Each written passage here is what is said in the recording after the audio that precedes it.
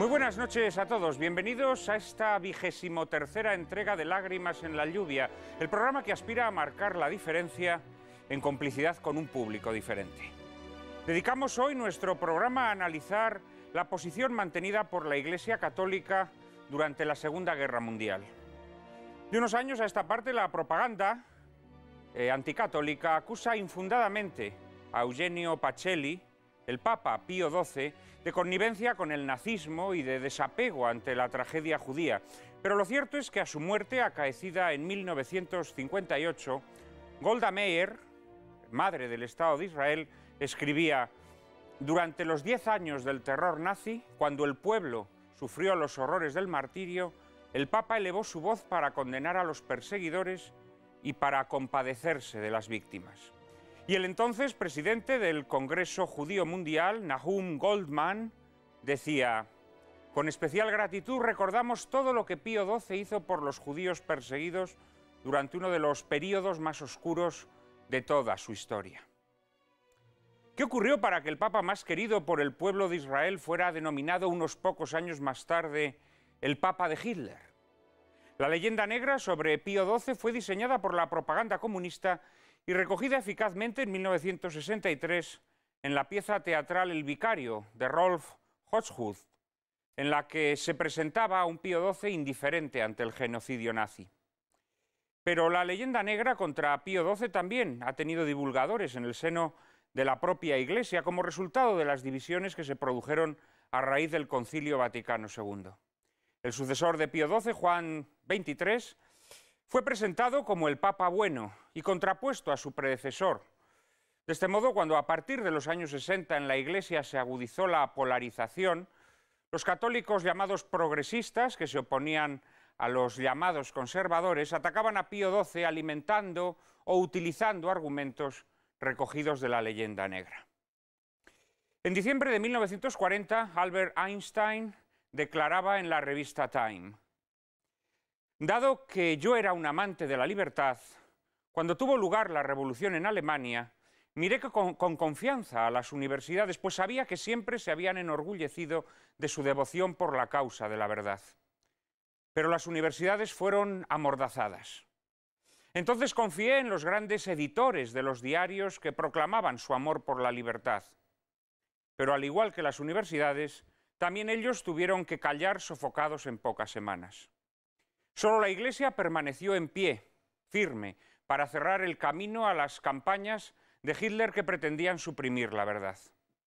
Antes nunca había experimentado un interés particular por la Iglesia, remata Einstein, pero ahora siento por ella un gran afecto y admiración, porque la Iglesia fue la única que tuvo la valentía y la constancia para defender la verdad intelectual de la libertad moral. Tengo que confesar, sigue Einstein, que aquello que en el pasado desprecié, ahora lo alabo incondicionalmente.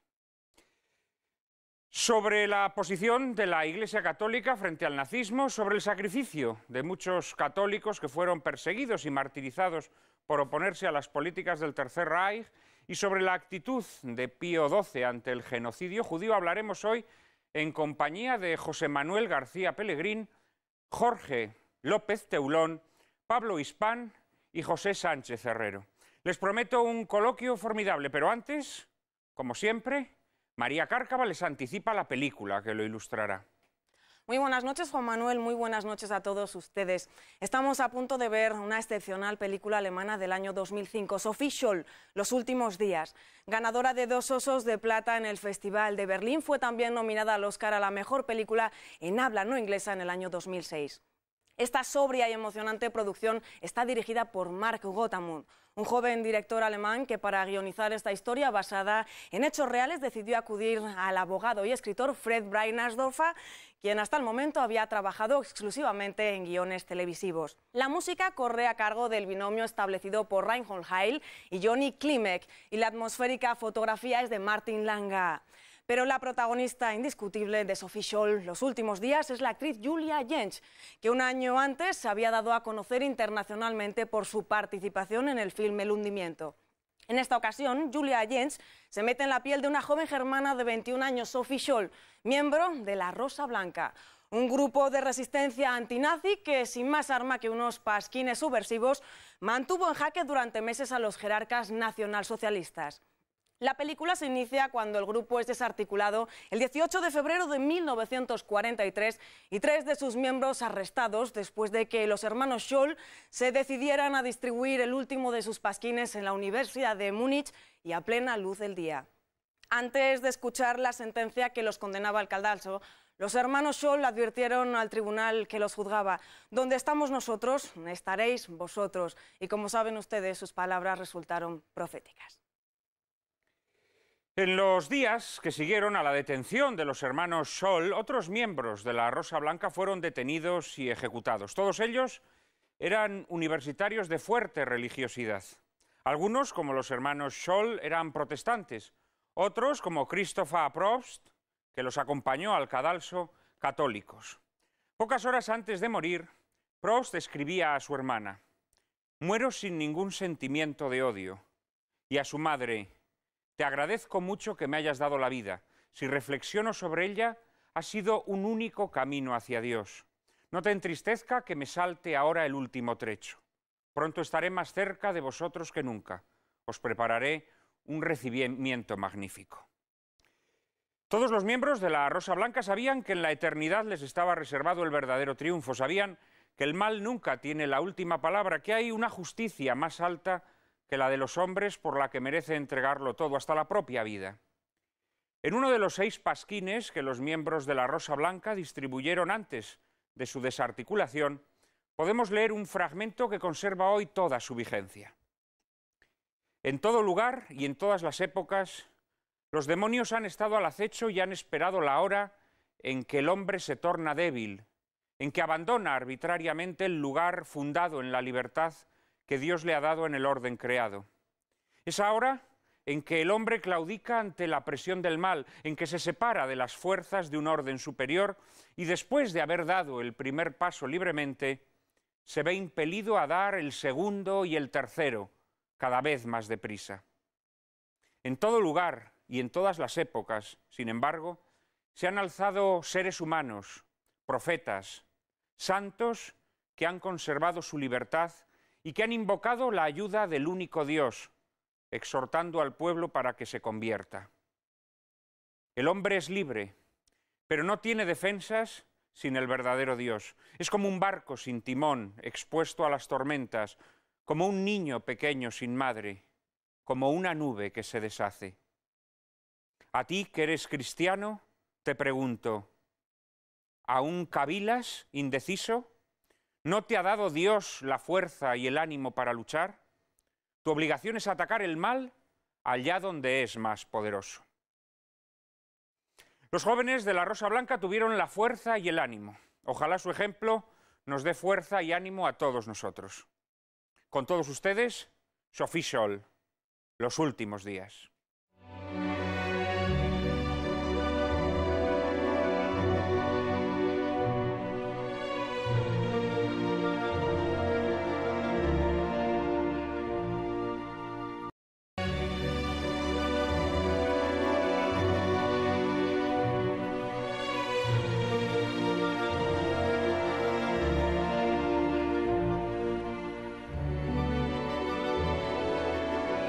Así, fundidos en un abrazo, en la seguridad de que en unos pocos minutos se reunirían de nuevo en la eternidad, los 3 jóvenes protagonistas caminaron sin titubeos al cadalso.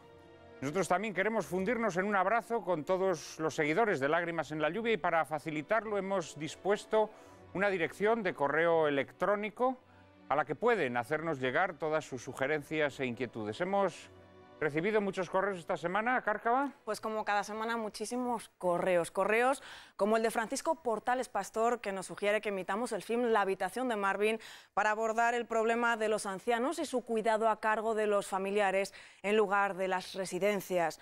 Andrés Navas desea que hablemos de la alianza de civilizaciones a tenor de la película de Robert Aldrich, La venganza de Ulzana.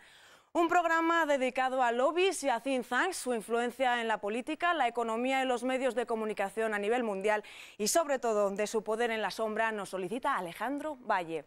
Por otro lado, Rosa Navarro, que afirma tener 70 años biológicos y muchísimos menos de espíritu, te pide, Juan Manuel, que les intentes asignar un tema a las siguientes películas: El festín de Babette, de Gabriel Axel, y dos películas que probablemente sean las más solicitadas por nuestros espectadores en las últimas 2 semanas: Un hombre para la eternidad, de Fred Zinnemann, y 12 hombres sin piedad, de Lumet. Pero, Juan Manuel, si hay algo que nuestros espectadores, nuestros amigos, nos piden encarecidamente, y yo te lo transmito, es que hemos de volver a poner cine clásico, que es para nuestros espectadores la esencia de Lágrimas. Ya saben que pueden enviarnos sus opiniones y sugerencias a la siguiente dirección de correo electrónico: lágrimas@intereconomia.tv. Repetimos, lágrimas@intereconomia.tv. Muchas gracias, María. Muchas gracias a todos nuestros espectadores. Procuraremos ir satisfaciendo sus peticiones en la medida de nuestras posibilidades. No siempre es posible conseguir las películas que ustedes nos proponen, pero al menos intentaremos que esos temas que nos sugieren vayan protagonizando sucesivas entregas de nuestro programa. Intentaremos también, sí, volver al cine clásico. Nada me gustaría a mí más que volver al cine clásico, pero desgraciadamente cada vez que ponemos una película en blanco y negro, la audiencia se nos derrumba. De manera que son ustedes quienes tienen la posibilidad de levantarla. Basta con que cada uno de ustedes le diga a uno de sus amigos que vea nuestro programa para que las audiencias suban cuando ponemos cine en blanco y negro. Pero no podemos suicidarnos ni podemos matar a este joven y vigoroso programa. Procuraremos, sí, siempre poner el mejor cine, pero también tenemos, naturalmente, que sacar el programa adelante. Y paso ya a anunciar quiénes son los invitados de esta noche. Esta noche, como saben ustedes, vamos a hablar de un programa extraordinariamente espinoso y polémico, como es la posición de la Iglesia Católica y de los católicos durante la Segunda Guerra Mundial. Y para ello contamos con la presencia de 4 invitados de excepción, como todas las semanas, que además conocen perfectamente el asunto que hoy nos convoca. En primer lugar, les presento a don José Sánchez Herrero, doctor en Filosofía y Letras, sección de Historia, y catedrático de Historia Medieval de la Universidad de Sevilla. Su obra, compuesta de libros y multitud de artículos, versa sobre historia de la Iglesia y de la religiosidad y sobre historia de la cultura de los siglos V al XVI, pero también ha publicado un monumental tratado, Historia de la Iglesia de España e Hispanoamérica, desde sus orígenes hasta nuestros días. Muy buenas noches, José, muchas gracias por venir al plató de Lágrimas en la Lluvia. También está con nosotros Pablo Hispán, doctor en Historia por la Universidad de Navarra, ha sido profesor visitante en la Universidad de Georgetown y trabajado en el Departamento de Políticas Económicas y Sociales de Naciones Unidas en Nueva York. En la actualidad es profesor de Relaciones Internacionales en la Universidad CEU San Pablo, autor de La política en el régimen de Franco entre 1957 y 1969, y su actual investigación está centrada en el papel de los católicos durante la Segunda Guerra Mundial. Muy buenas noches también. Muy buenas noches, Juan Manuel. Gracias por aceptar nuestra invitación. Está con nosotros, recién llegado de Alemania, José Manuel García Pellegrín, doctor en Historia por la Universidad de Colonia, periodista, autónomo y crítico de cine, fundamentalmente para el diario Die Tagespost, que se publica en Alemania y Austria. Además de haber escrito varias guías cinematográficas, ha publicado 2 libros sobre la resistencia contra el nazismo. En primer lugar, La Rosa Blanca, el libro que tengo en mis manos, en donde nos narra la historia de estos universitarios que se alzaron contra Hitler, y más recientemente este libro acaba de ponerse a la venta en nuestras librerías, Cristianos contra Hitler, una galería de personajes, algunos conocidos, otros mucho más ignotos para el gran público, que se opusieron a las medidas criminales del régimen nacionalsocialista. Sobre este libro Además, luego hablaremos con su autor en unos minutos. Y muchas gracias por estar con nosotros, gracias José por María. invitarme, Juan Manuel. Muchísimas gracias. Y por último, está también con nosotros Jorge López Teulón, sacerdote, es delegado de Medios de Comunicación Social de la Vicaría de Talavera de la Reina. En el año 2002 fue nombrado postulador de una causa de más de 900 mártires de la persecución religiosa de 1936 a 1939 para la provincia eclesiástica de Toledo y la diócesis de Ávila. Es autor de este libro que tengo en mis manos, Los mártires de Hitler, en donde estudia precisamente los asuntos que hoy nos ocupan en este programa, y además se encarga de mantener al día la página www.persecucionreligiosa.es, única en lengua española dedicada exclusivamente a este tema. Muy buenas noches. También, Jorge, muchas gracias por tu amabilidad. Bueno, yo creo que la película merece un comentario, ¿no? Esta película que acabamos de ver. ¿Y quién mejor para hacer primeramente ese comentario que José María García Pellegrín, que ha dedicado un libro extraordinariamente bien documentado a este grupo de resistencia antinazi, La Rosa Blanca? Bueno, lo primero que sorprende a la vista de la película es que es una película que sigue muy al pie de la realidad, digamos, lo que fueron esas últimas horas, ¿no? de Sofía y de su hermano y de Prost.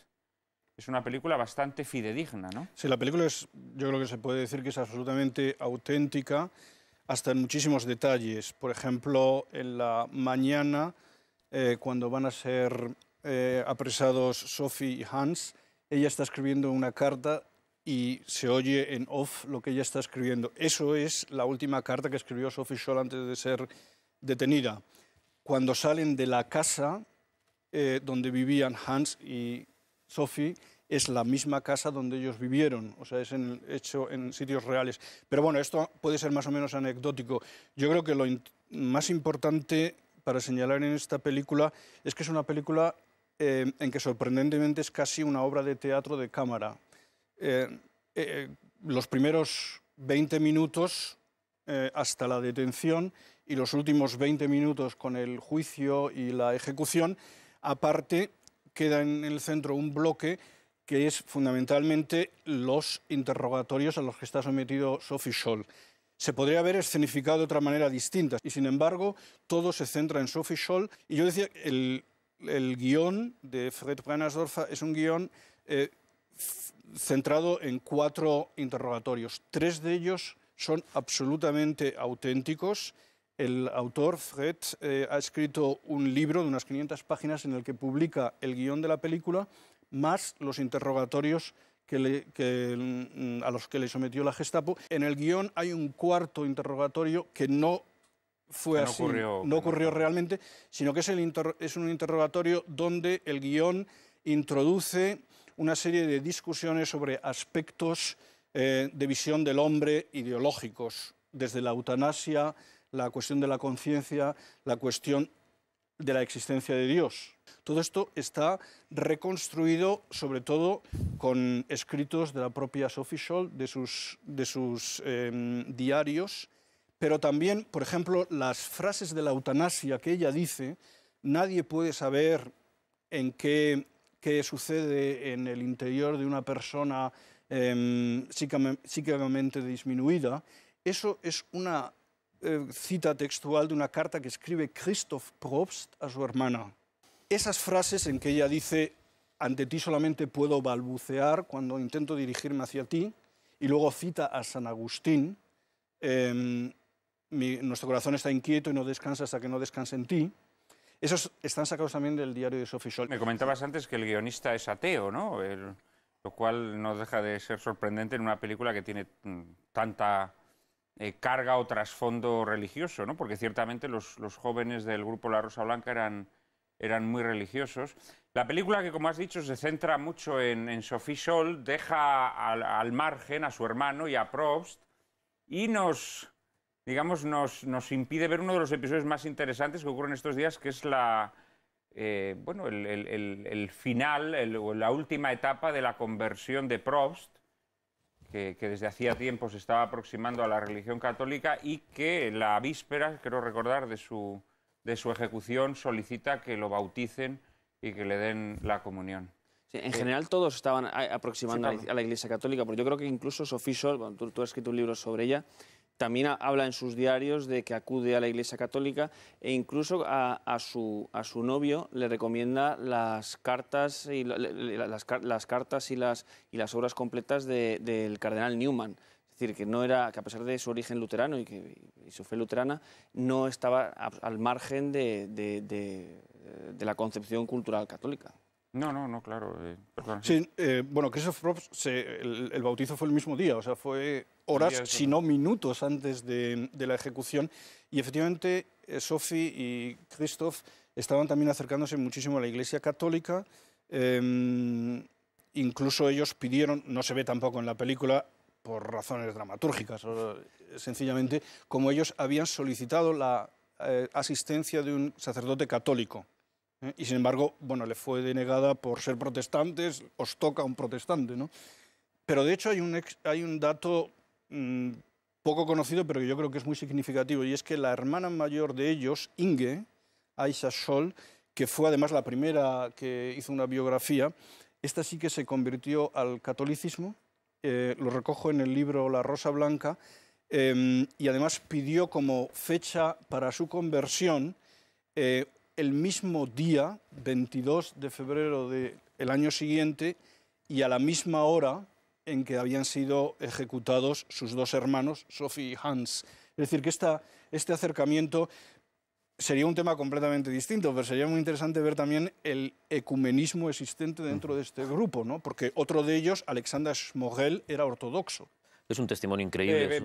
Sí, perdón. No, da igual, cualquiera de los dos. Bueno, no, solamente quería hacer un pequeño inciso a raíz de la alusión que estamos haciendo sobre que eran protestantes, pero bueno, ya José María ha hecho una alusión al ecumenismo, me parece muy certera, ¿no? En estos tiempos en que vivimos, en que el ecumenismo ha tomado una fuerza absolutamente impensable antes del Vaticano II, yo creo que en honor de la verdad no podemos poner el acento tanto en que eran protestantes pero se iban a convertir al catolicismo y darle al catolicismo todo el protagonismo. Los protestantes tuvieron un protagonismo durante la época de Hitler y el levantamiento contra Hitler, y protestantes importantísimos, como es el caso de Dietrich Bonhoeffer, se vino de Norteamérica, donde podía haberse quedado, para Alemania, para dar razón de su fe, y murió también asesinado. Sí. Así que yo creo que a cada uno lo suyo, y no cargar las cintas de tal manera que nos parezca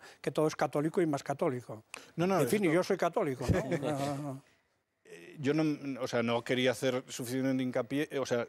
No, es escrito que había algunos protestantes, otros católicos y incluso algunos ortodoxos. A mí me parece interesante, sencillamente, como acababas de decir, que mucho tiempo antes del Vaticano II hay ya ese ambiente ecuménico que no lo había en todo lo demás. Muy bien, estupendo. Es a lo único que me refiero, y que efectivamente ha habido muchos protestantes y testigos de Jehová, cuidado, testigos de Jehová que eran de los enemigos más acérrimos. Un grupo de oposición muy fuerte. De los más, lo que pasa es que numéricamente no era muy grande, pero por supuesto los testigos de Jehová es que ningún tipo de componenda con el régimen, ¿no? También hay que reconocer. Quería insistir sobre todo en eso, en que uno de los protagonistas y supervivientes decía al año siguiente que reflejaba mucho la realidad de lo que había pasado, que eso es lo que ha pasado ahora con De Dioses y Hombres, que todavía vive un fraile, y dice, es veraz con los hechos que pasaron, ¿no? Después, en la Jornada Mundial de la Juventud, que en el año 2005 era en Colonia, parece que Juan Pablo II se lo había preparado al cardenal Ratzinger, pues se quiso presentar a este grupo como ecuménico, como no solo los católicos, sino como lo que habían hecho, como un testimonio muy importante pues para la conciencia, ¿no? Ahora que hace poco hemos visto cómo se comportan algunos universitarios, pues al ver una película así dices, ¿pero esto puede ser real? ¿Ejemplos así pueden ser reales? Y claro que lo son, ¿no? Sobre todo en el enfrentamiento al final de la película, cuando en uno de los juicios, como decís, en una de las declaraciones queda claro el tema de la conciencia, ¿no? Pero ¿hay algo que está por encima de la ley? Pues sí, la conciencia siempre. Bueno, pues vamos a dar paso a los temas de los que vamos a hablar hoy.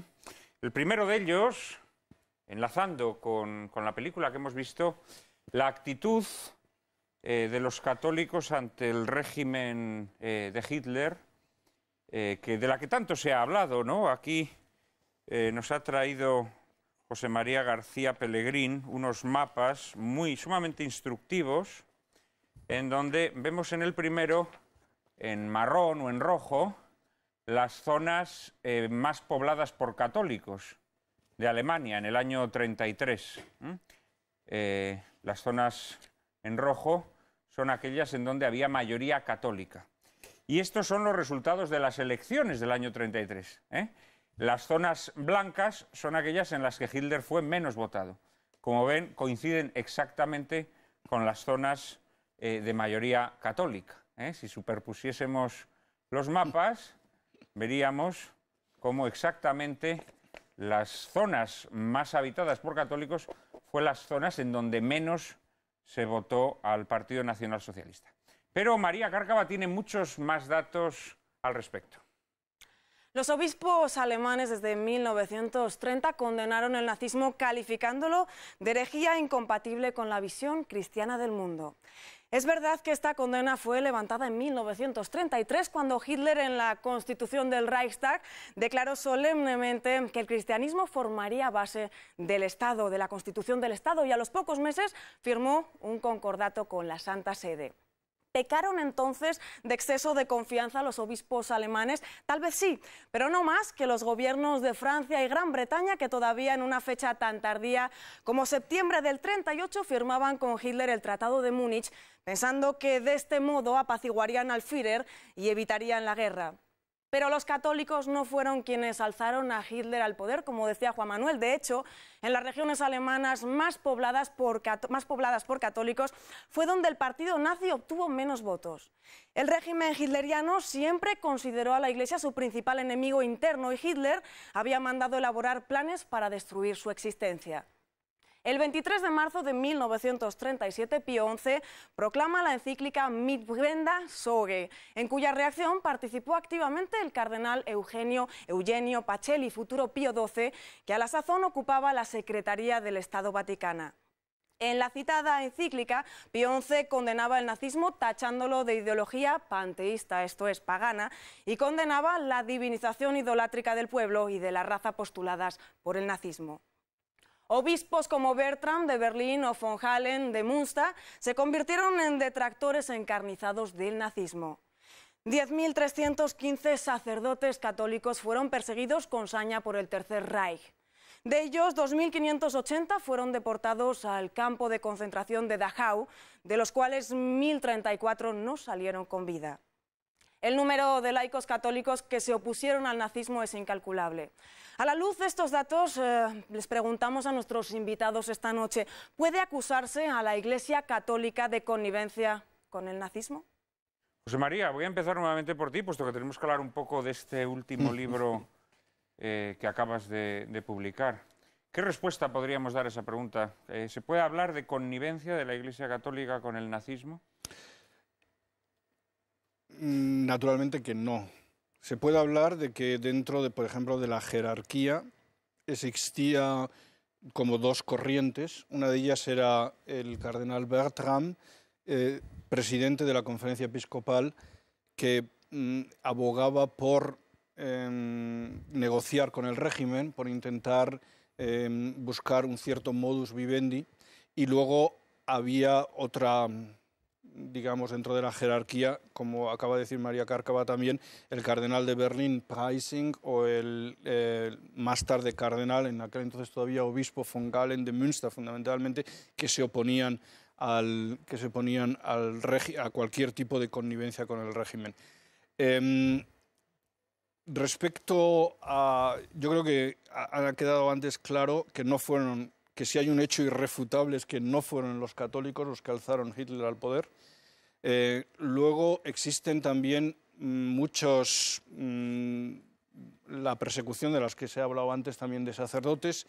La gran mayoría de miembros de la Gestapo que iba a las iglesias con el bolígrafo y la libreta en mano para pillar al sacerdote en cualquier cosa para luego, un poco como en el Evangelio, ¿no? Cuando buscaban pillar al Señor en lo que decía, ¿no? Y luego, hay muchísimos testimonios. O sea, yo me he apuntado aquí sencillamente unas palabras de un joven que en 1933, unos meses después de haber subido Hitler al poder, decide ordenarse sacerdote. Esto no lo conseguirá hasta en el campo de concentración de Dachau. Es a Karl Eisner, ¿no? Karl Eisner, que es el único... único... le dedicas una de las semblanzas de tu libro, Cristianos contra Hitler, y de quien, por cierto, escribe también mucho Jorge López Teulón en Los mártires de Hitler. Claro, es que es un hecho realmente insólito. O sea, es el único sacerdote ordenado en un campo de concentración nazi. Y en 1933 decía, es cuando realmente decide hacerse sacerdote. Tenía entonces 18 años y va a hacer unos ejercicios espirituales a Schönstatt. Y en Schönstatt les dan los ejercicios, les dan las pláticas un padre palotino. Y él anota, como botón basta una muestra, ¿no? O como muestra basta un botón, no sé cómo se dice en castellano, porque a mí ya las expresiones castellanas se me pierden. Vale un botón, ¿no? Como muestra vale un botón. Dice unos apuntes de Karl Eisner. El nacionalsocialismo transforma a la persona libre y responsable, a la juventud alemana, en un rebaño de borregos. Pero este régimen no continuará siempre. Estad preparados. Contra las perversas teologías del nazismo solo hay una respuesta para el cristiano: formarse interiormente. Tenemos que vencer al adversario con el espíritu.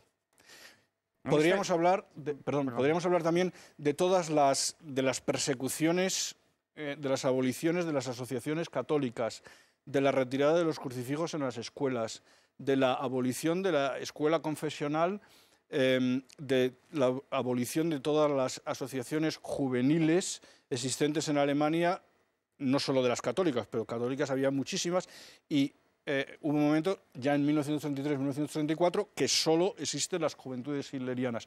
Podríamos hablar de todo esto, de la persecución de los sacerdotes, pero también podríamos hablar, por ejemplo, de los términos ideológicos más de fondo, por ejemplo, del mito del siglo XX de Rosenberg, que era prácticamente se incluye en el índice. O sea, es un libro que en el año 34 la Iglesia Católica incluye en el índice junto a otras obras de autores nazis, y que es ya un símbolo de confrontación por parte de la Iglesia Católica. Sí, bueno, un libro además que fue lectura obligatoria en las escuelas alemanas en aquellos años. De todos modos, los católicos alemanes van a sufrir una persecución, además de ir contra los curas acusándoles de pederastia o de cuestiones económicas. Lo que más va a poner en tensión a los católicos alemanes va a ser el recuerdo de la Kulturkampf de la época de Bismarck. ¿Puede ser un buen católico un buen alemán? Entonces, en esa tensión sobre el patriotismo de los católicos va a estar una de las cuestiones que, por lo que Bertram va a intentar acercarse lo más posible o contemporizar, mientras que otros obispos como el de Berlín, Preissing, Faulhaber o von Galen, pues van a ser mucho más beligerantes. Creo que ese cierto sentimiento de culpabilidad de los católicos de no ser buenos alemanes, porque el buen alemán es protestante, va a estar también soterrado y va a influir en la actuación de los católicos. En este libro Cristianos contra Hitler, José María, bueno, pues hay figuras de lo más diverso. Está Karl Eisner, este diácono, que finalmente es ordenado presbítero en el campo de Dachau. Está el obispo de Münster, von Galen, que se opuso a los planes o al proyecto de eutanasia de Hitler, ¿no? Está un personaje conocido para los cinéfilos, que es el oficial Wilhelm Hosenfeld, que aparece en la película El pianista de Polanski, que salvó a muchos judíos, entre ellos al protagonista de la película. Está Irena Sendler, una polaca, conocida como el ángel del gueto de Varsovia. También hay un protestante, por cierto, en el libro, ¿no? Supongo que este es el libro el fruto de un esfuerzo largo, ¿no? De mucho tiempo, ¿no? Que documentar la vida de estos personajes, porque alguno de ellos es de existencia oscura. Está este campesino austríaco Franz Jägerstätter, que ha sido beatificado. Y que se negó simplemente a ser alistado, ¿no? En el ejército alemán, ¿no? Bueno, yo publiqué La Rosa Blanca hace más o menos 5 años y desde entonces comencé a preparar este otro libro, ¿no? Son 6 figuras, 6 personajes que he intentado que fueran lo más diverso posibles. Siempre desde este título, Cristianos contra Hitler. Hay que hacer una salvedad, y yo creo que también es de justicia. Irena Sendler no era una persona religiosa, o sea, su móvil, a diferencia de los otros 5, o sea, ella no solamente se diferencia de los otros porque no era alemana y no era hombre, sino que es la única mujer en mi libro, es la única no alemana, sino que además es la única que actúa por motivos humanistas. La he introducido también, no solamente porque la lista de Sendler es el doble de larga que la lista de Schindler. Irena Sendler sacó del gueto de Varsovia literalmente, pero literalmente en sus brazos a 2.500 niños. Eso se dice pronto. Lo salvó en cajas a los bebés o incluso hay el caso que se cuenta de un chaval que se metió los piececitos dentro de las botas de no sé si era un electricista que había entrado en el gueto y debajo del abrigo, lo sacó debajo del abrigo, así hasta 2.500, para los cuales tenía que conseguir después también una nueva identidad y unos padres y un sitio donde pudieran ser acogidos. Y ella comenta que en esa labor de acogida le ayudaron fundamentalmente sacerdotes y religiosas. Ella habla de una religiosa que se recorría Polonia para ir a recoger a un solo niño, a ir a Varsovia y volvía pasando toda la noche otra vez en el tren, etc. Es una... por eso he intentado que fueran lo más amplio posible. Por supuesto que, claro, también en los trabajos de preparación he tratado muchas otras biografías hasta que al final me decanté por estos 6. Hay un obispo católico, hay un diácono que consiguió ser sacerdote, hay un campesino católico beatificado por la Iglesia Católica. Wilhelm Hosenfeld, el oficial que salvó la vida al pianista, es una persona también absolutamente católica, practicante, que cuenta con mucha gracia en sus memorias, como, por ejemplo, de monaguillo, ¿no? Oficiaba de monaguillo, cosa que esto nos hace gracia, pero estaba no solamente prohibidísimo, sino que un oficial alemán se ponga de rodillas con el uniforme alemán en la misa de un sacerdote polaco, eso no lo ha habido una segunda vez. Tan claro como eso. Igual que también Wilhelm Hosenfeld era una persona que tenía un carisma de amistad. Llegó a hacer amistad con familias polacas, algo también absolutamente insólito. Y él comentaba, por ejemplo, que él se confesaba medio en alemán, medio en latín, hasta que aprendió polaco. Otra cosa también absolutamente insólita, que un oficial alemán aprendiera polaco. Es decir, que es una persona también muy, muy interesante, que a mí me parece que la película de Polanski, por supuesto, tiene un papel muy, muy pequeño, y quizá consigamos algún día que también en el cine tenga una mayor... Yo desde luego estoy en contacto con su hijo, por ejemplo. Pues recomendamos a todos nuestros espectadores este libro, Cristianos contra Hitler, calentito todavía, recién salido de las imprentas, de José María García Pellegrín. Seguiremos hablando sobre los católicos durante el régimen hitleriano y la Segunda Guerra Mundial, pero será dentro de un minuto, después de la publicidad.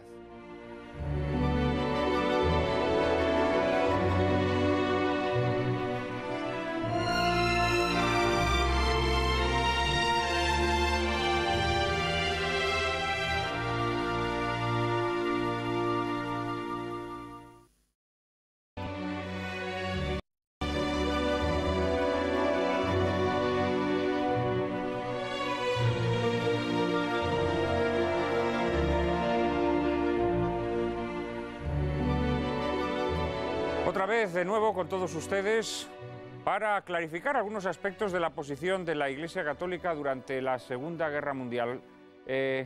Jorge me solicitaba la palabra. Sí, porque no solo tendríamos a lo mejor que centrarlo en Alemania, como lo estamos haciendo, sino que toda la Iglesia, por lo menos centroeuropea, se puso en contra de Hitler, y de eso hay montones de documentos y de cartas pastorales y de posicionamientos episcopales.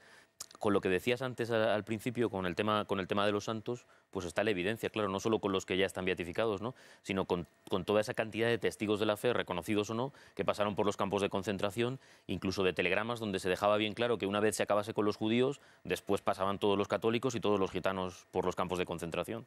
Con lo cual, el proyecto de acabar con la Iglesia era claro. Sí, Hitler tenía un plan. De hecho, algunos de sus generales más cercanos lo revelaron, ¿no?, con posterioridad a la Segunda Guerra Mundial, que una vez que hubiera exterminado a los judíos, que su plan era seguir con los católicos, ¿no?, a quienes consideraba una resistencia interior que había que vencer. José Sánchez Herrero me pedía... Bueno, no, yo he escuchado todo lo que se ha dicho y estoy completamente de acuerdo, pero quería llamar un poco la atención, digamos, de las masas, no sé cómo llamarlas, de las masas silentes, ¿no? De las masas silentes. Es decir, todos los católicos estuvieron en contra de Hitler. No hubo una masa que, como la vida parroquial no cesó, se dejó llevar o, en fin, o estuvo, no sé cómo decirlo, emplear una palabra exacta para tratar de definir exactamente lo que quiero decir. Y por otra parte, también por el lado contrario, voy a leer aquí una frase de Cárcel Ortiz que lo define mejor que lo que yo pueda decir. Son muchos hoy los que se preguntan en qué medida los alemanes comunes al tiempo del nazismo, compartieron el duro antisemitismo del partido, aprobaron su plan de exterminio y cooperaron convencidos. Creo que dos grupos que no podemos olvidar. Hombre, aprobar el plan de exterminio yo sospecho que no, porque los ciudadanos alemanes no estaban al tanto del plan de exterminio de los judíos. O sea que ahí sí que se podría responder que no. Y cooperar, ¿no? Tampoco. Pero... yo voy a actuar de moderador solamente, Pablo.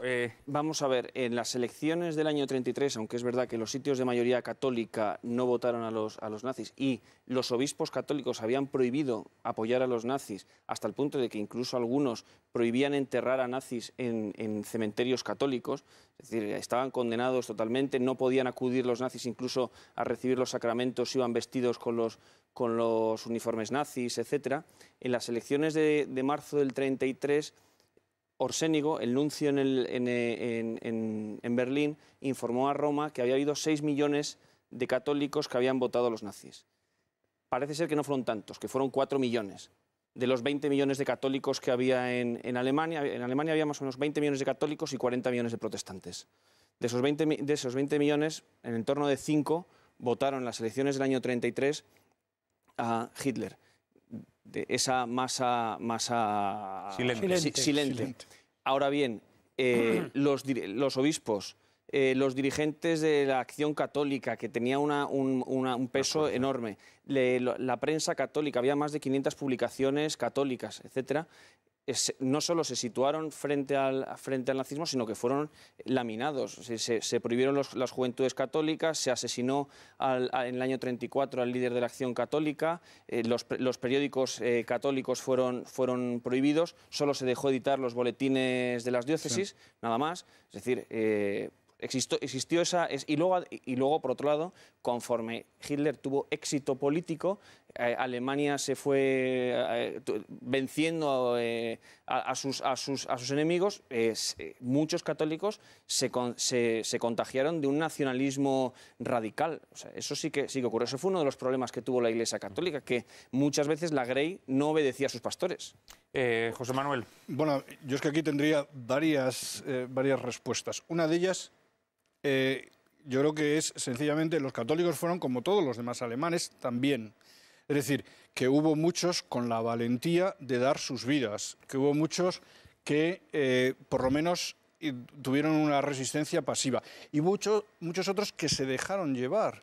Y en uno de los biografiados de los que yo hablaba antes, justamente el capitán Wilhelm Hosenfeld, que salvó la vida al pianista que fue se convirtió en un acérrimo enemigo del nacionalsocialismo, él durante hasta 1937-38 fue nazi, estuvo en el partido. Hans Scholl, del que hemos visto antes en la película, que muere en la guillotina gritando la palabra libertad, fue de las juventudes hitlerianas, estuvo en una de las reuniones del partido. Hay mucha gente que pasaron también por un proceso de dar hasta que se dieron cuenta. Antes decía Juan Manuel también que muchas personas no sabían lo que estaba sucediendo realmente con los judíos. Por ejemplo, llama la atención que otra cosa es que volvieran la espalda, sí. Pero evidentemente que lo que estaba sucediendo, la solución final era secreta. No. Y, por ejemplo, llama muchísimo la atención lo que escriben los chicos de la Rosa Blanca. Eso era primicia en Alemania, lo que ellos están escribiendo. No se conocía, por lo menos en esa magnitud. Y yo he seguido, concretamente con Hosenfeld, están publicado toda su correspondencia y diarios. Él tuvo la clarividencia de llevárselos. Estuvo 5 años en Polonia y cada vez que iba de vacaciones a su casa se llevaba los diarios para que los guardara su mujer. Sí, estás aludiendo a algo que cuentas en tu libro, pero que los espectadores quizá no sepan, y es que efectivamente los miembros de la Rosa Blanca tienen noticia de que se están produciendo asesinatos masivos de judíos en Polonia, y en una de sus hojas así lo hacen constar, ¿no es así? Jorge y bueno, que José. A la cita de mi querido Monseñor Cárcel Ortí, que trabaja también en los mismos campos que yo respecto a la persecución religiosa aquí en España, pues la pregunta es, ¿y ahora en nuestros días, sin Hitler y sin persecución, todos los católicos españoles siguen las directrices de los obispos? Y después, si estamos hablando de 20 millones frente a 5, pues también está todo dicho. Nadie convulga con todo y mucha gente no practica. Entonces habría que hacer otra estadística si de esos 5 millones eran practicantes o estaban bautizados. Sí, bueno, lo que sí es evidente es que había católicos a quienes el nacionalsocialismo absorbió, eso está claro, o que fueron, digámoslo así, conniventes, efectivamente, de forma más o menos activa con el nacionalsocialismo. Pero también es verdad, y a fin de cuentas la razón por la que Pío XI decide dedicar una encíclica expresamente a este asunto es que hay muchos católicos que elevan su voz a las jerarquías católicas diciéndoles que el Papa tiene que hacerles alguna indicación, ¿no?, sobre lo que está sucediendo en Alemania. Bueno, José, tenías la palabra. Sí, yo me alegro que mi pequeña intervención haya servido para pensar y hablar de esa masa silente que no podemos olvidar. Pero quiero decir una cosa, porque habéis citado muchos datos, todos ciertos, que en el origen quizás de toda la cuestión y de esa confusión que se puede dar, al menos en un principio, y que se dio, es que se firmó un concordato entre la Santa Sede y Hitler. O sea, lo ha mencionado María Carcano. Sí. Bueno, pero por recordarlo, pero es que esto... no, con Alemania, porque además el presidente de Alemania en ese momento era Hindenburg. Mejor me lo pones con Alemania. Es importante recordar que en esos momentos el presidente de Alemania era Hindenburg. Minuto, que termino. Sí. Que entonces existe un concordato en el cual se admiten toda una serie de cuestiones, se deja la vida parroquial, la recepción de sacramentos y otras muchas cosas, y que, por lo tanto, no nos puede extrañar que exista una confusión en mucha gente y que mucha gente diga, bueno, si se ha firmado un concordato, vamos, podría poner un ejemplo mucho más cercano a nosotros, ¿no? El concordato español del año 52. Entonces, si la Santa Sede firma, ¿qué vamos a decir nosotros? Entonces yo creo que ese punto de partida no lo podemos olvidar. Exactamente, y de hecho, a ver, no por orden. El mes de junio, cuando se firma ese concordato, inmediatamente Hitler hace unas declaraciones que dice que la Iglesia ha aceptado el nacionalsocialismo, y a través de 2 artículos de Eugenio Pacelli, secretario de Estado del Vaticano, dice que de ninguna manera, que la Santa Sede ha firmado con el gobierno alemán un concordato, como había firmado con los gobiernos de la República de Weimar 3 anteriormente. Ese llevaba ya durante bastantes lustros madurándose, y de ninguna manera es la aceptación del nacionalsocialismo. Es más, todo lo contrario, la Iglesia recupera, o Roma recupera, muchísimas cuestiones, como por ejemplo el nombramiento de los obispos, que hasta ese momento pues dependía mucho de las negociaciones con las autoridades alemanas. Y de hecho, a partir de ese momento, Hitler va a intentar socavar ese concordato que le hizo mucho daño. Bueno, por alusiones quiero decir que son 2 cosas distintas. Una cosa es que se firmó el concordato. Otra cosa es qué caso le hicieron las autoridades nazis al concordato con posterioridad a la firma. Pero el concordato se firmó y al pueblo aquello le pudo llegar. Pero unas semanas antes había firmado Alemania un tratado con Francia, con Gran Bretaña y con Italia para actuar conjuntamente en la Sociedad de Naciones y nadie entiende que los gobiernos franceses y alemanes aceptasen, franceses y británicos por haber firmado un acuerdo con Hitler signifique un reconocimiento del nacionalsocialismo. Hombre, es el año 33, es el año 33 cuando evidentemente el nacionalsocialismo, más allá de los principios programáticos, que evidentemente no eran excesivamente cristianos o solamente lo eran de puro fachadismo, ¿no? Pero todavía no se había mostrado como lo que luego iba a ser. Y hay un dato que lo ha dicho María, en el año 38 las grandes potencias europeas, no en el año 33, sino en el año 38 firman el Tratado de Múnich con... ¿No? Y Gran Bretaña firma... Gran Bretaña y Francia firman el Tratado de Múnich. Y perdona que te interrumpa, pero antes, soy profesor de Relaciones Internacionales, y antes Gran Bretaña firma un acuerdo naval con Alemania en el año 35, y Polonia firma un acuerdo de amistad también con Alemania. Uno de los problemas de toda esta época va a ser que Hitler no cumple los tratados, pero ¿qué culpa tienen los polacos, los británicos o la Santa Sede? Pero me estáis dando la razón de que realmente ha habido una serie de tratados públicos y solemnes que han podido confundir al pueblo, ¿no? Que está viendo todos esos buenos estados. José Manuel había pedido la palabra. Vamos a ver, yo creo que, en cierto modo, te voy a dar la razón. O sea, la Iglesia, no sé si a la hora de firmar el concordato estaba tan por la labor. Yo creo que más bien fue una elección del mal menor. Para Chile hay un momento en que dice, por lo menos yo en el dicho alemán es que le pusieron la pistola en el pecho, no sé si se dice también en castellano, ¿no? Para firmar ese concordato. Yo pienso que la cuestión del concordato también tiene una visión positiva que, por lo menos aquí en todo lo que hemos estado hablando hasta ahora, no ha salido, y es que en la Iglesia protestante Hitler logró meter una cabeza de puente que fue a su encargado para cuestiones religiosas, Ludwig Müller, fue elegido obispo del Reich, obispo centralizando, siguiendo el principio del Führer, cosa que es todo lo contrario al protestantismo realmente, ¿no? O sea, esa centralización en que 2/3 por lo menos del sínodo de la Iglesia evangélica le eligen como presidente, como obispo.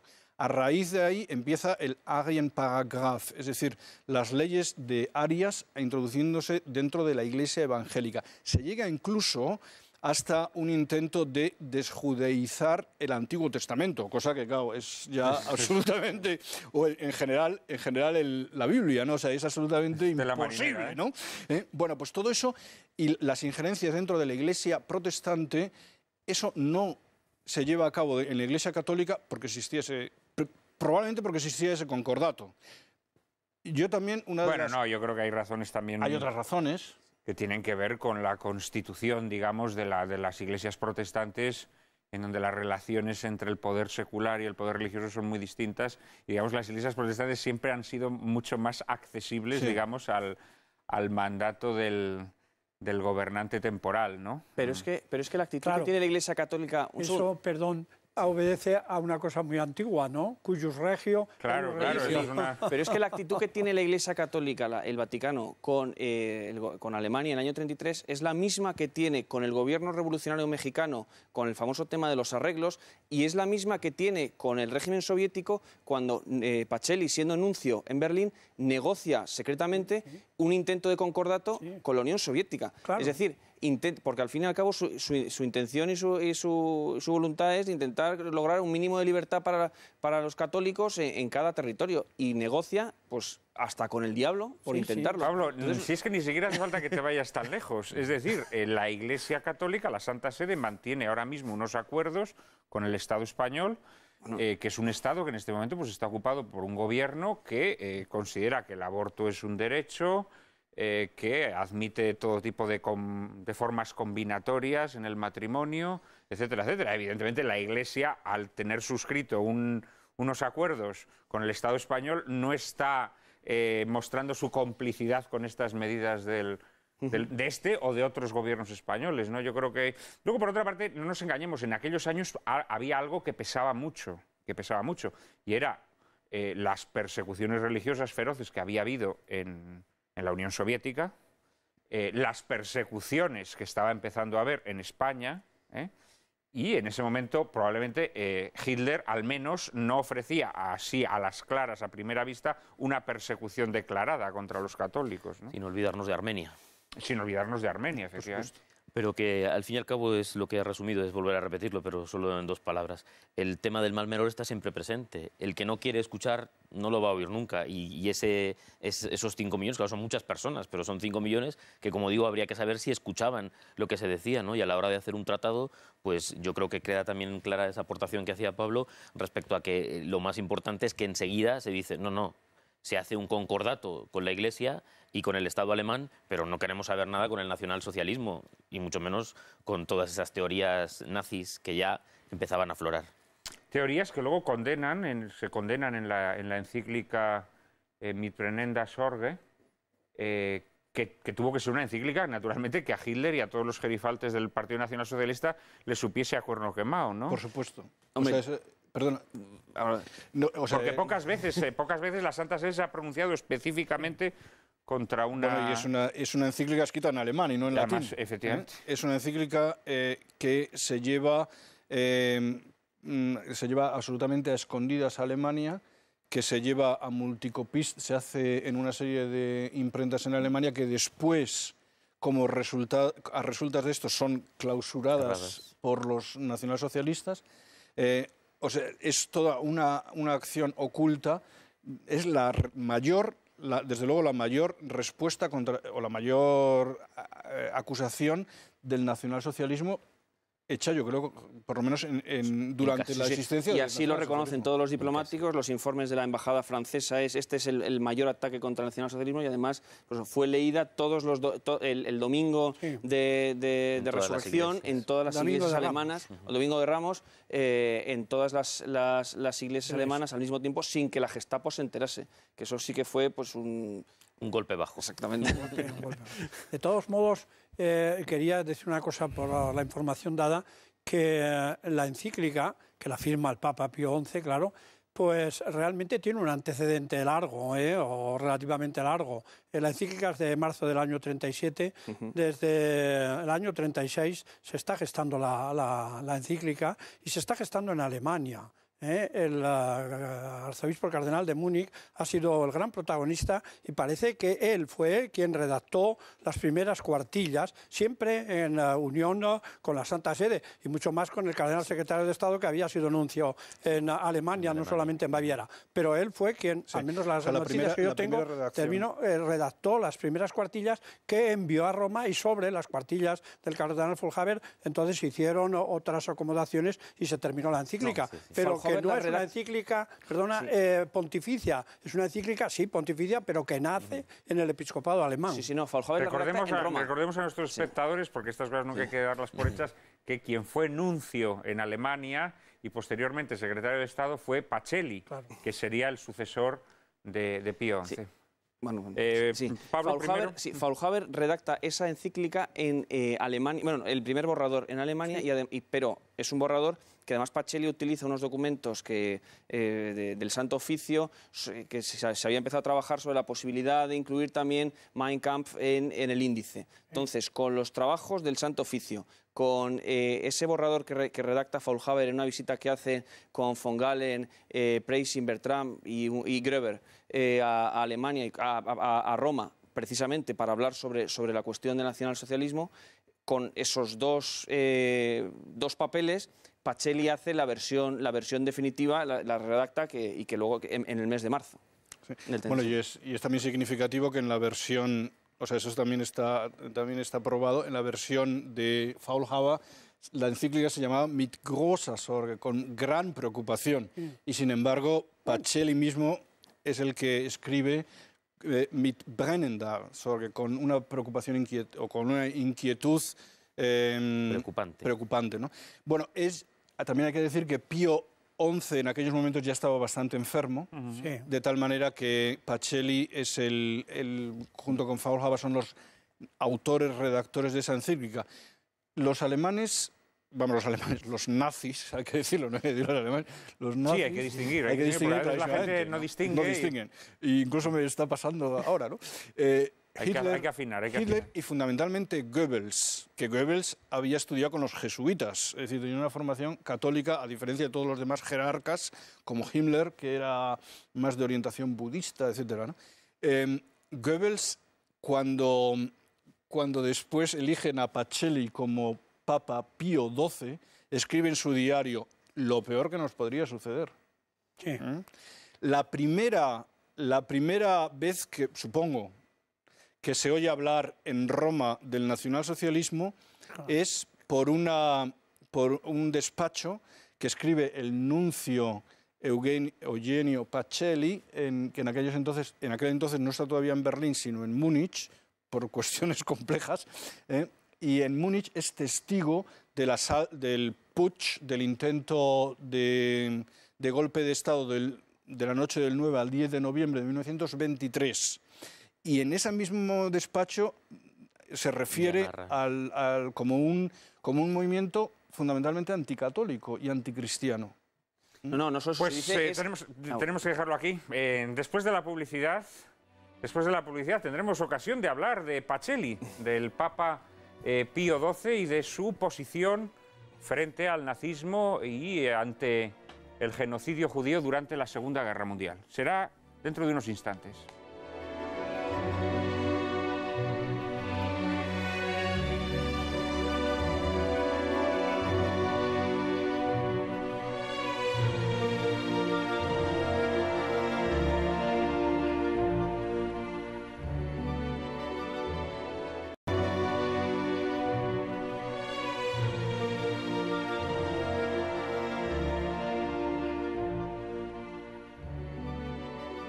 Citábamos al comienzo de este programa a Golda Meir, que al morir en el fallecimiento del Papa Pío XII envió un mensaje de condolencia y de reconocimiento por la labor extraordinaria que hizo en ayuda de la comunidad judía. ¿Qué pasó para que en muy pocos años aquel Papa que había sido reconocido por los judíos como gran benefactor, como gran defensor en los años más crudos de la Segunda Guerra Mundial, se convirtiera para algunos, para la propaganda anticatólica, en el Papa de Hitler? María Cárcava nos introduce en el asunto.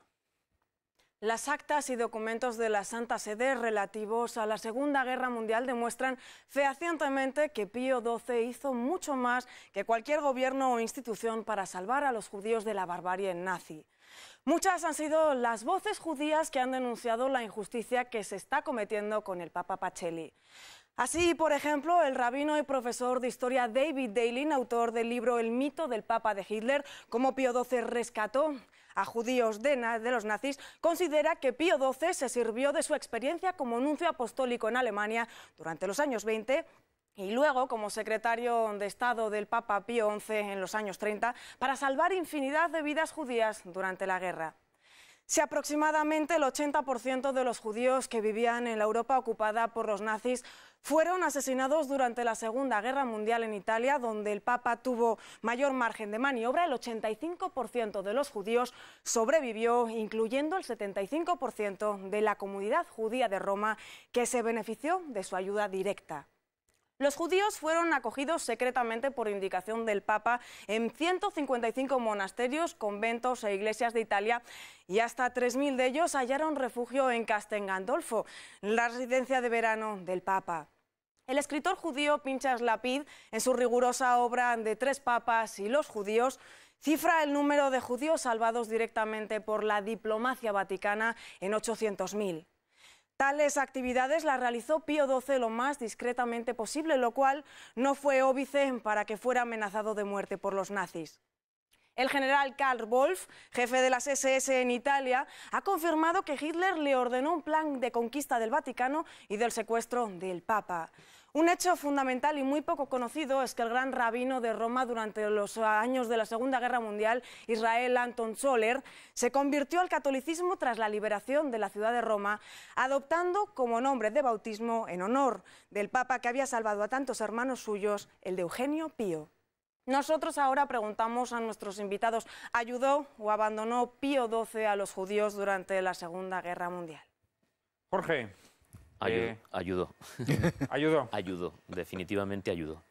No solamente por todos estos datos, ¿no? Hemos puesto a Oskar Schindler, que era un poquito sinvergüenza en su vida moral, como el salvador de no sé cuánto, y estamos hablando de 800.000 personas. En otras citas se habla de 720.000 personas. Pero luego hay hechos como fueron los que sucedieron en Holanda, por ejemplo, cuando el episcopado holandés carga contra Hitler, como decíamos antes, la presión de muchos obispos de otros lugares de Centro Europa contra la ideología nazi, y resulta que son apresados 40.000 judíos en muy poquito tiempo. Hay documentación por cierto, se ha hecho una película de Pío XII en Italia y se está preparando una de Sor Pascalina, que era la secretaria que él tenía, y ella cuenta cómo entró en la cocina nervioso con unos papeles, motivado por todo lo que acaba de pasar en Holanda, para hacer en la audiencia papal también una denuncia firmísima, pero que él mismo se retracta. Claro, todo esto si se ve como algo novelado y como algo de película, donde él no lo hace porque piensa, si a los obispos holandeses les ha costado esto, ¿cuánto costaría a nivel centroeuropeo, no solo en Alemania, la definición, la decisión de una doctrina papal así más marcadamente? Pero luego están los hechos y eso, el que el rabino de Roma se convirtiese al catolicismo, ¿no? Hay datos que muchas veces pues, se tamizan como anecdotillas y sin embargo tienen un peso muy fuerte. Sí, yo creo que el dato, concretamente el de la conversión del gran rabino de Roma, es uno de esos hechos tumbativos. Sería, ¿no? Porque vería algo él allí, ¿no? Claro, un hombre que al acabar la Segunda Guerra Mundial se convierte al catolicismo, que además adopta como nombre en su bautismo el del Papa, que a su juicio había contribuido a salvar a tantos hermanos. De todas formas, y con la leyenda negra estamos todavía con el tema de la Inquisición, como para querer arreglar también esto, ¿no? Es verdad que a veces pues, se nos meriendan y hay que... José.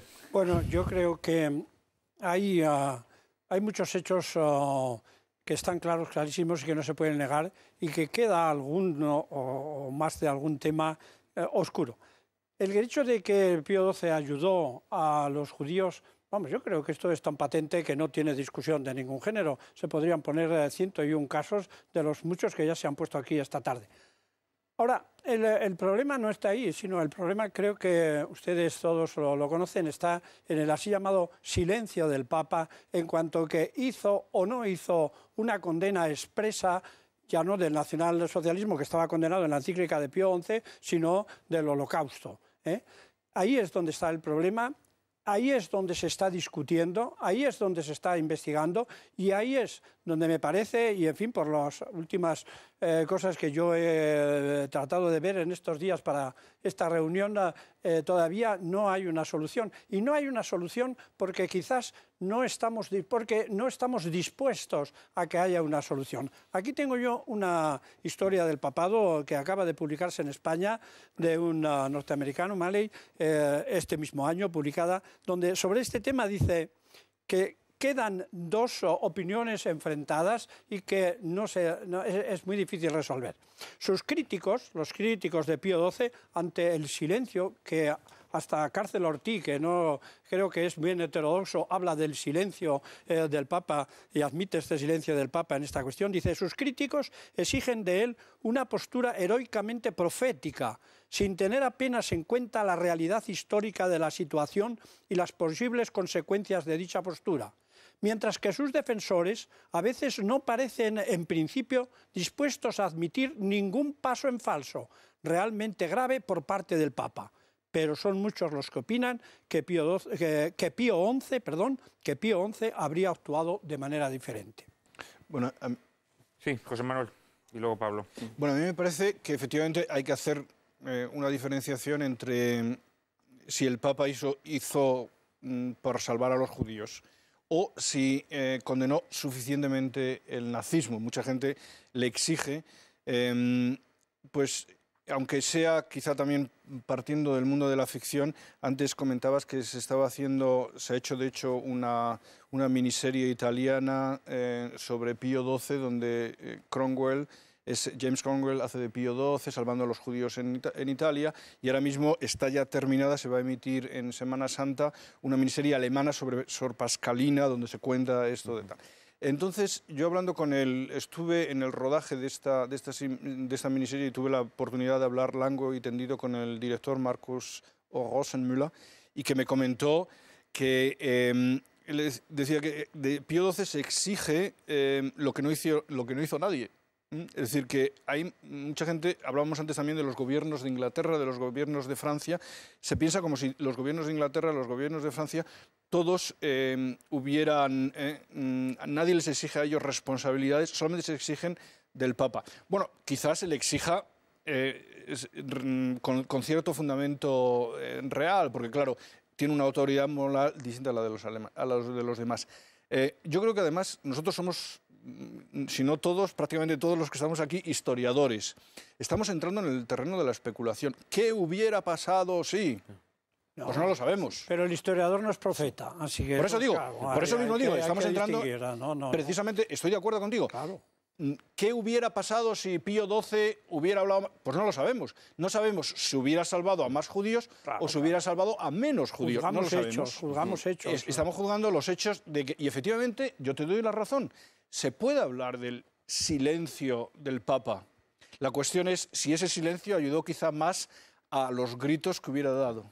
Bueno, si el silencio fue prudente, ¿fue por prudencia o fue un silencio por pusilanimidad, digamos? O fue por estilo también. Es decir, hay que tener en cuenta que era un papa diplomático. Y su formación no es pastoral como Juan Pablo II o intelectual como Ratzinger, como Benedicto XVI. Cada papa tiene su propia formación. Y Pacelli era un diplomático. Entonces, sus cartas, sus discursos, hay que entenderlos también más en un momento de guerra, más en un momento en que él está deseando en algún momento de poder ser un facilitador de la paz, de intentar promover algún tipo de negociaciones para llegar a una paz y acabar con la guerra, pues no puede situarse beligerantemente contra uno de los contendientes. En cualquier caso, en el discurso de Navidad del año 42 habló de las persecuciones por motivo de raza, precisamente a demanda de Estados Unidos, Brasil, un conjunto de países. Y de nuevo, el 2 de junio del 43, con motivo de su onomástica, volvió a referirse a la cuestión de Polonia y a las persecuciones por motivo de raza, que era el modo a la que se refería en la cuestión de los judíos. En cualquier caso, ese tema del Papa de Hitler a mí me llama la atención, porque es que si uno lee las memorias de Gaulle, habla que sabíamos que la derrota de Hitler y de su sistema era suplicada por el Santo Padre. De Gaulle, que no era un idiota.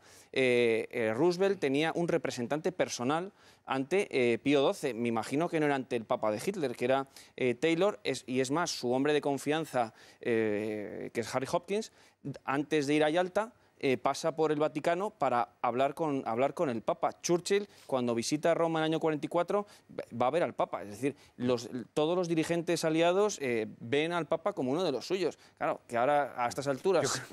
Yo creo que, de hecho, que si algún reproche se le pudiera hacer a Pío XII o algún título así que cargara sobre él un poco de sombra, sería más bien el Papa de Roosevelt, más que el Papa de Hitler. O sea, yo creo que si con alguien tuvo una estrecha vinculación... Total, hasta el punto de incluso rectificar un discurso en junio del 44, hace un discurso hablando de paz y de solución negociada.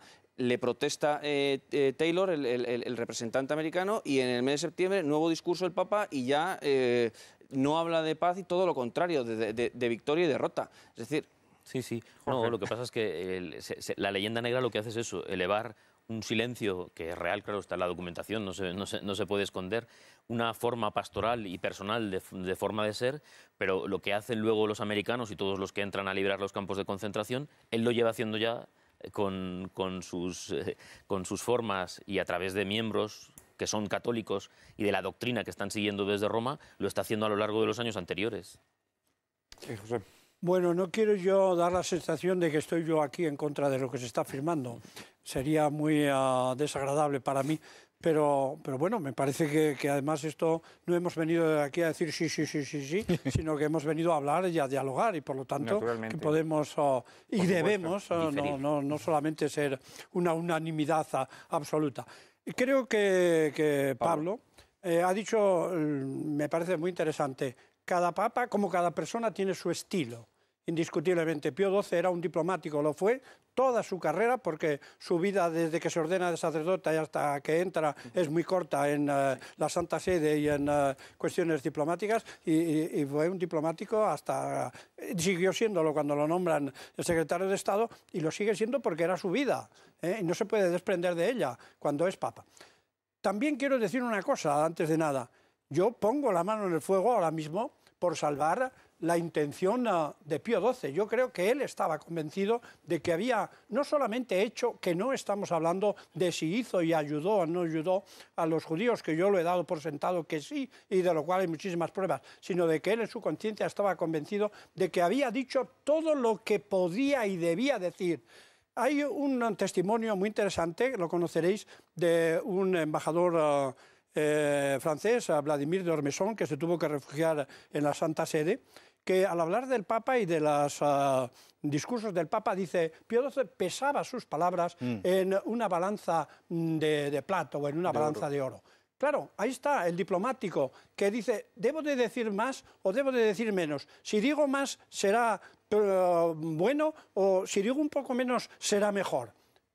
Sí, esa es la postura, pero indiscutiblemente, vuelvo a decir, por si alguien no se ha enterado, creo firmemente que él estaba convencido de que había hecho todo y que había dicho desde la persona que él era todo lo que debía decir. La cuestión es la de la ciencia ficción. ¿Y si antes él hace una proclamación contra el holocausto que está sucediendo, esa rapidez que se sabe que hubo en los campos de concentración para matar a más gente, e incluso algunos los cogieron todavía llevándolos a las cámaras de gas, si meses antes se hubiese hecho una declaración, no se hubiese elevado la cifra de 6 millones de personas?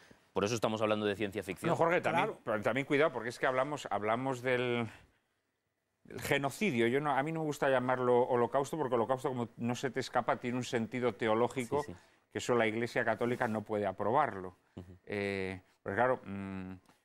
Cuando se habla de holocausto, de alguna manera se está diciendo que el pueblo judío es el cordero llevado al matadero de la profecía de Isaías. Después iba el católico. Después iba el católico. Sí, no, pero que te quiero decir que evidentemente ese sentido teológico se acepta la corrección. Es peligroso, ¿no? Desde el punto de vista del dogma católico, ¿no? Pero no olvidemos una cosa, y es que las informaciones que existían sobre lo que se estaba haciendo sobre la solución final eran muy escasas o inexistentes. Es que los gobiernos aliados tampoco hacen una proclama anunciando que los judíos están siendo exterminados. Sí hacen. Sí, pero muy avanzada la guerra. En el año 42. Es decir, sí se conoce, y el propio, la propia Santa Sede es consciente de lo que está ocurriendo en Polonia y... ¿En el año 42 había empezado la solución final? Claro, exactamente. En enero del 42 es Wannsee, y en septiembre se produce una presión por parte de los diplomáticos aliados para una declaración específica del Papa que llega en el discurso de la Navidad del año 42. Es la pieza más importante. Se conocía. Otra cosa es la historia, eso de la historia factual de si hubiera hablado el Papa, entonces no hubiera habido esa persecución. En Holanda hablaron los obispos holandeses en decenas de ocasiones, excomulgaron a los nazis y aún así se cargaron al 80% de los judíos. Lo que yo creo que no era consciente el Papa es de la dimensión de la Shoah. Es decir, él interpretaba, a mi juicio... ¿Crees que en aquel momento lo era alguien? Bueno, exactamente, o no lo era nadie. Esa es la pega. Pero es el problema que ha tenido, es decir, que entraba la persecución contra los judíos entre las calamidades de la guerra, como eran los bombardeos, como eran los padecimientos de la población civil, y así lo introdujo él en varios de sus documentos.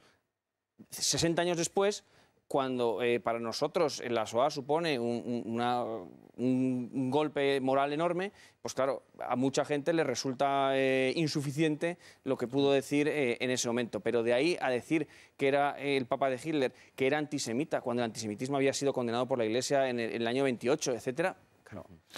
Pero de eso no se trata, esas afirmaciones. Creo que ninguno de los que estamos aquí... Pero yo creo que es lo que se dice contra sí que es importante hay varios aspectos. Uno de ellos es la dimensión, si el Papa realmente era consciente de esa dimensión. Hay una declaración que él hizo sobre su posible silencio, en el que dice, yo podría haber hablado más claramente, y de hecho lo tenía preparado, pero si lo hubiera hecho, no habría hecho otra cosa que aumentar la persecución, que aumentar las calamidades, que aumentar... Eso, era su postura absolutamente cierta. Vuelvo a repetir, digo algo similar a lo que decía antes, si somos historiadores no podemos enjuiciar lo que hizo una persona hace 60 años por lo que sabemos hoy. Claro. Nosotros estamos en una posición completamente distinta, aparte de muy cómoda. Y ahora, aunque cambie un pelín de tercio, sí que me parece interesante hablar un poco de Hochhuth, ¿no? De por qué... el autor de la obra teatral El Vicario, a la que yo me refería al comienzo del programa, obra que fue determinante para la creación de esta leyenda negra en torno a Pío XII, obra teatral que luego, muchos años después, adaptará al cine Costa Gabras en su película Amén, que también contribuye al robustecimiento, digamos, de esta leyenda negra. Adelante. A mí me parece que es absolutamente... O sea, yo muchas veces me he preguntado, muchas de estas... O sea, en respecto de esto te doy la razón también, no hay blanco y negro, hay muchos grises, o sea, hay muchas cuestiones todavía sin poder responder, ¿no? Una de ellas es, por ejemplo, cómo es posible que un papa que en 1958... Tú te has referido ya, Juan Manuel, al principio del programa y luego ahora también durante el debate a que Golda Meir y que otra serie de personas le consideraban judíos, le consideraban como la persona que más había hecho por los judíos durante la guerra, y esa era la percepción que existía entre 1958, en que muere Pío XII, y 1963, en que un autor absolutamente desconocido, como es Rolf Hochhuth, escribe una obra de teatro llamada El Vicario y cambia toda la percepción. Una de las cosas que me ayudan a pensar un poco esto es, a intentar comprender por qué hubo ese cambio de percepción, es que en 1963 comienza el movimiento que luego se llamará de 1968. Bueno, esto no es mi propia cosecha. En abril, mayo pasado, hubo un simposio en Münster sobre Pío XII, pero fundamentalmente Pacelli como nuncio en Alemania. Y esto lo dijo una de las personas que todos intentamos explicar cómo es posible que una sola obra de teatro cambie toda la percepción sobre el Papa. En 1963 comienza ya la generación de los hijos de los nazis a reprochar a sus padres: ¿qué habéis hecho vosotros entre 1933 y 1945? Sois todos unos nazis. Existe, bueno, en España, cuando se habla de la Revolución del 68, se piensa más en la francesa, que es una revolución estudiantil. En Alemania, el 68 es una revolución de los hijos contra los padres. Llámesele complejo de Edipo, llámesele parricida, llámesele como quiera. Es una cosa un poco distinta y tiene esta relación. Y eso ya existe... en 1963 se está empezando a fraguar la idea de que, bueno, aquí muchos nos están queriendo reescribir la historia. Y en este contexto se entiende Hochhuth y se entiende El Vicario. Hombre, también a Hochhuth lo había precedido también la propaganda soviética, ¿eh? Los comunistas ya estaban falsificando la posición del Papa durante la guerra, estaban... con toda esa red que tenían, ¿no? Además de influencia sobre los intelectuales europeos, lanzando una nueva versión sobre Pío XII. Esto lo hace Stalin desde el primer momento, pero a la muerte de Stalin la maquinaria de la propaganda soviética sigue su curso.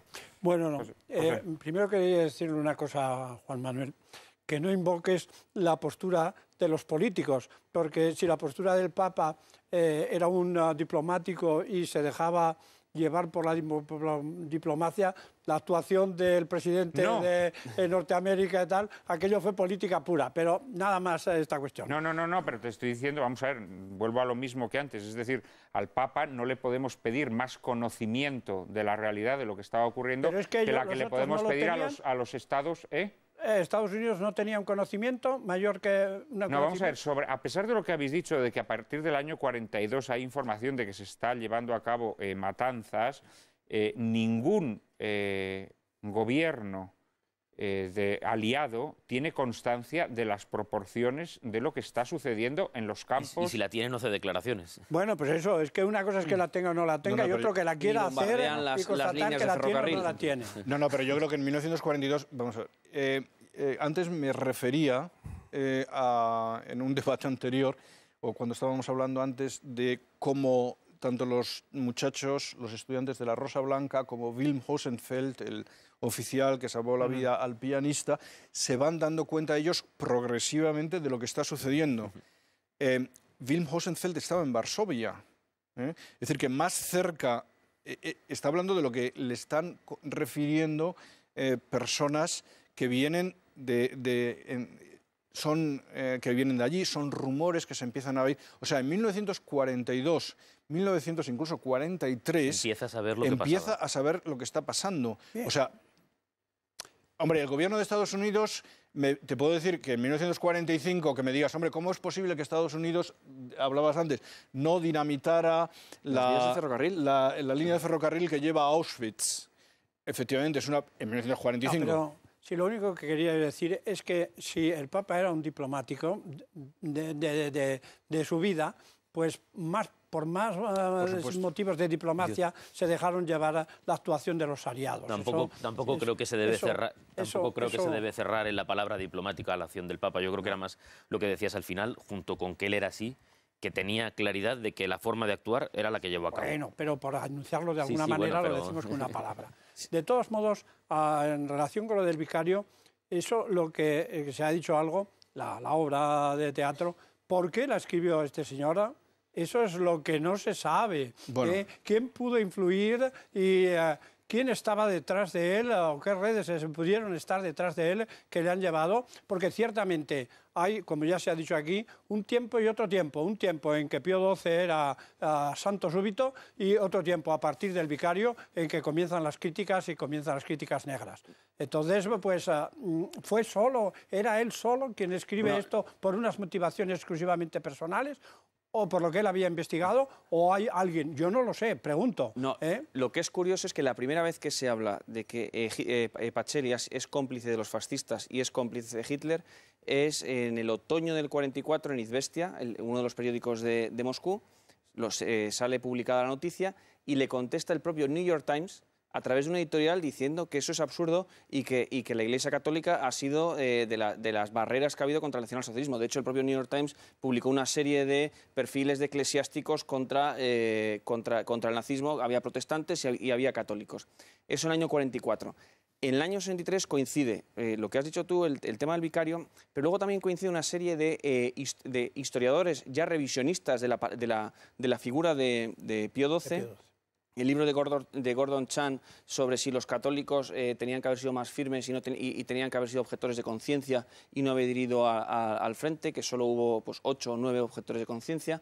El libro de Günter Levy sobre la Iglesia alemana, y la Iglesia alemana de tener una posición pues para los historiadores mítica de resistencia, pues empieza a haber unos historiadores alternativos que cuestionan todos y cada uno de los aspectos de la actitud de los católicos durante esa época. Y yo lo que sí creo es que por parte del Vaticano hay una respuesta insuficiente.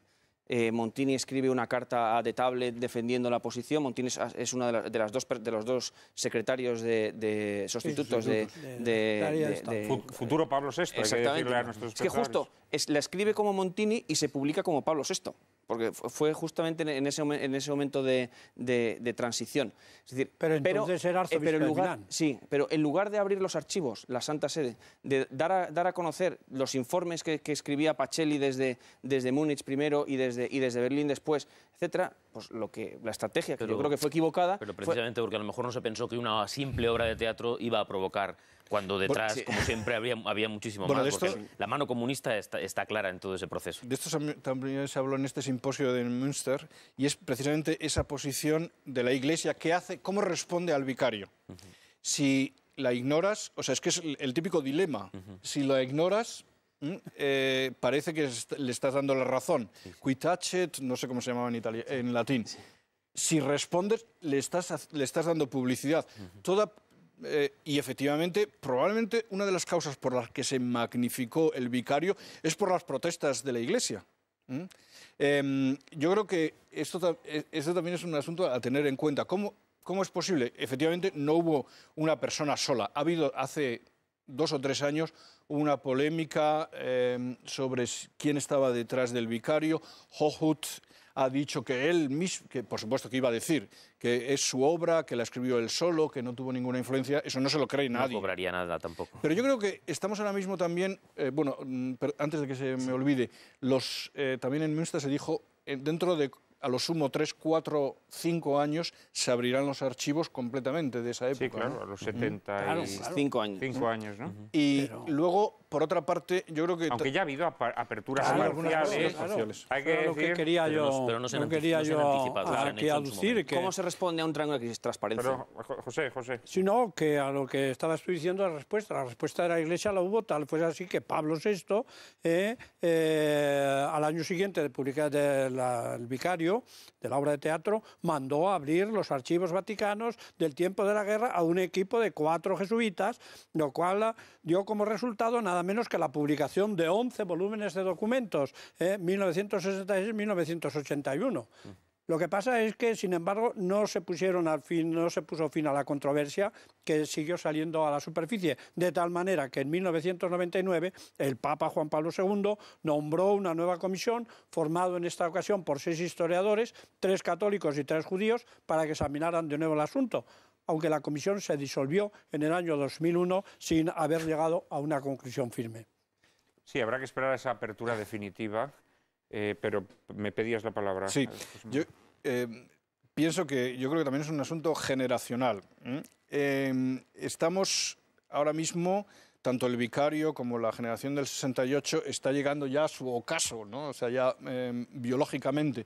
Y ahora mismo yo creo que, yo lo percibo, que todos los estudios sobre el nacionalsocialismo, sobre las personas que resistieron contra el nacionalsocialismo, etcétera, ahora es la generación de los nietos y no la de los hijos la que la está llevando a cabo.